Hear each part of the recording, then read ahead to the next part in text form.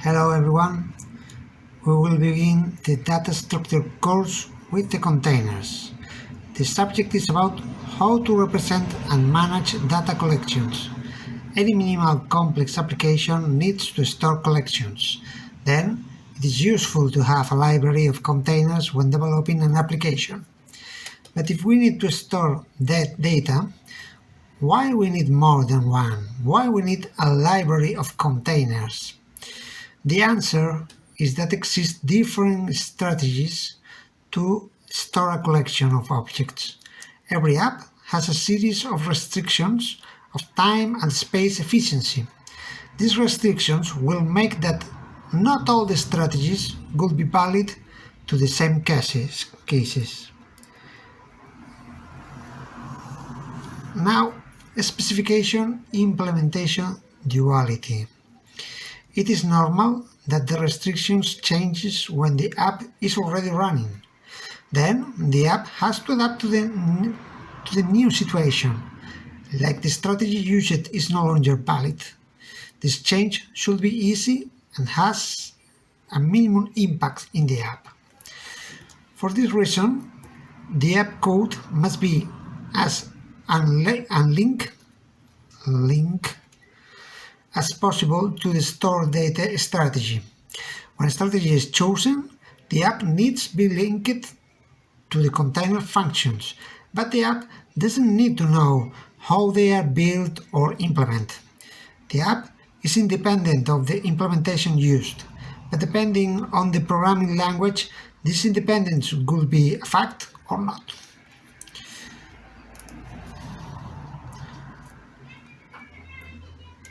To be on link, every collection has two different parts. A specification, formed by all method signatures and the description of everyone, in form of precondition and postcondition. Implementation associates an algorithm to every function or method offered in the specification. This algorithm guarantees that at the beginning of execution, fulfill the precondition and when execute, satisfy the postcondition. Last page for today.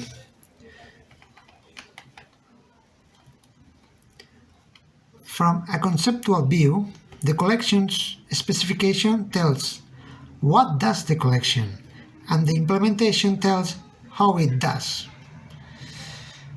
Now, last topic for today, ADT specification. To define an ADT, a specification must be provided. Next, we define an ADT of the natural numbers. As example, it will have a constructor and three other methods. The constructor generates the number 0, and the other three operations modify this instance. The next and previous number, and the third operation adds a quantity. We'll write it like this. ADT nat is the function. The precondition is true, and the postcondition, the natural number built is 0. This is for the constructor of the natural number. Now, for the next method, the precondition is that the natural number value is x, and the postcondition is the natural number is x plus 1, so the next number. For the previous number, the precondition is the value of the natural number is x, for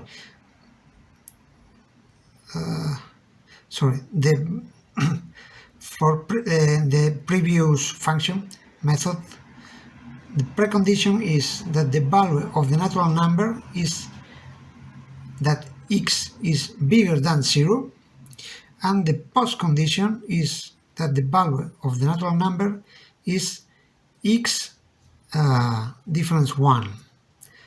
So this is the previous number. And last, To add a quantity, this is the only function that has an argument, so a number, natural number. Precondition is the value of the natural number is x and y is equal to y. And the postcondition is the value of the natural number is x plus y. Add quantity, here you have. And last, this syntax is similar to the one used in Java.